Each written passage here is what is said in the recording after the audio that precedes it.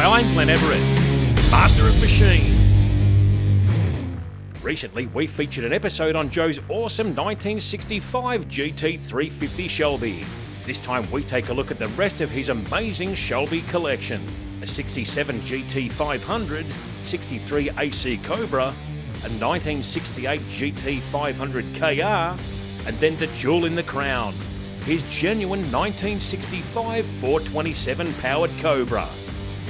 And be sure to subscribe to our channel for more awesome content coming your way. Joe, I'm liking it, mate. 67 GT500 Shelby. What a sharp looking machine these things are, mate. Tell us about it. Well, she's a Brittany blue colour. I didn't have much choice of what sort of colour I wanted, but this was actually probably the first Shelby I bought. So it would have been about 4 or 5 years ago. Obviously made very famous and gone in 60 seconds. That's what the Eleanor was based on, this platform, wasn't it? Yeah, it was. Yeah. I don't think actually they ever made that silver Eleanor that we see in the film, but there's so many now replicas of that Eleanor model, which probably a lot of them are really nicely made, but I've never driven one. But this is obviously the first of the big bangers that Shelby produced. A killer engine combo too. You got 350 horsepower, or just over 350. I think it was 355 horsepower with 420 foot-pound of torque from memory, 14-second quarter mile. A pretty sharp piece of machinery back in the day. Yeah, probably for a standard car to do a 14-second quarter mile, they were moving. Well, Joe, here's an important car in the history of Shelby. These little ACs. This is where it all started. So this is a 63 289, a very early car. I think Shelby they firstly came out in 62, where they all came out with a 260 motor, and then obviously progressed to the big banger in 65, I think.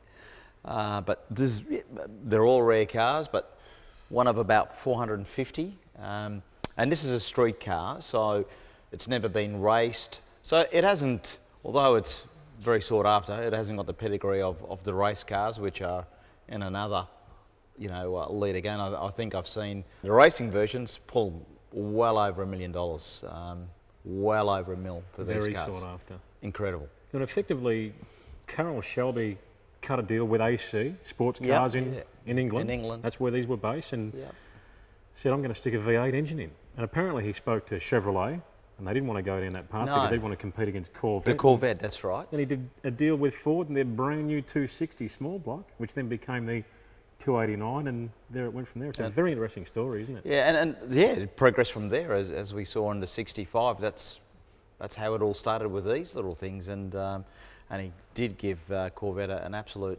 whipping.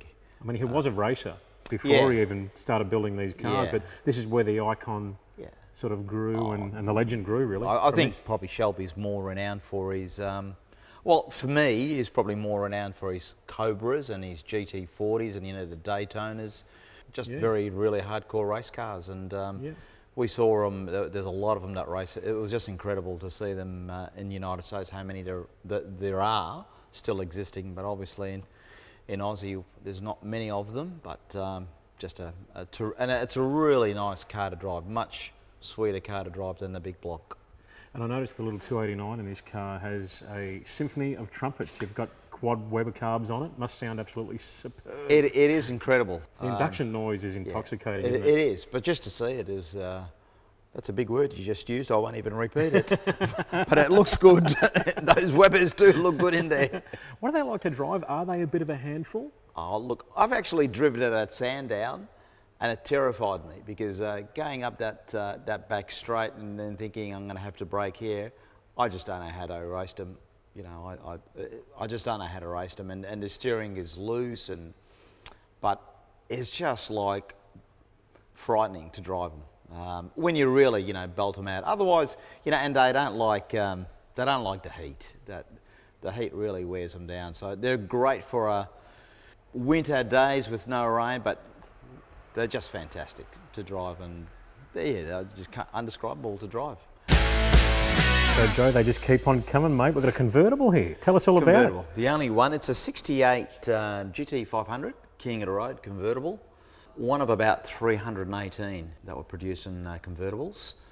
We bought this off a really famous car dealer in California, just outside San Francisco. A fellow by the name of Canopy Motors. So they're really famous for a lot of race cars, a lot of Shelbys. They sell 4-speed, 428 Cobra jet. Probably my favourite Shelby to drive because it's just a lot of fun, being a convertible, take the family. The other two tend to overheat a little. This one, you don't have to look at that dreaded temperature gauge. So it's just a lot of fun being a convertible, but great car and quite rare. Mate, the roof down, 428 Cobra jet, 4-speed manual. So GT500 KR, the KR actually stands for King of the Road. King of the Road. They also made the GT500 fastbacks. Then they made a limited amount of KRs. So yeah, King of the Road, that's what it stands for. And being convertible, as I said, there was probably about 300 of these things made. So, and I think there's only 2 in Australia. I've got one, and I'll probably tell a lie because someone put up his hand. About 2 years ago, there was only 2, so maybe a few more have popped in. Well, Joe, I think I might be right in saying this car here could be the jewel in the crown of AC Cobras. Would I be right there? You would be. Here we have a very special car, a 65 big block 427, which is it's an incredible car and probably the most replicated car in the world, as they say. But this is the real McCoy. Funny enough, we bought this car in Australia. It's a bit of a story. I was at Longford in Tasmania a few years ago, and someone told me about this Cobra that was in Tasmania, and it wasn't very far from Longford. It just happened. They took me to have a look at it. She was in bright red, and after a couple of weeks just negotiating with the fellow who owned it, he had a big car collection over there. We bought the car, but it's got a massive sort of history. Another street car, so it never raced.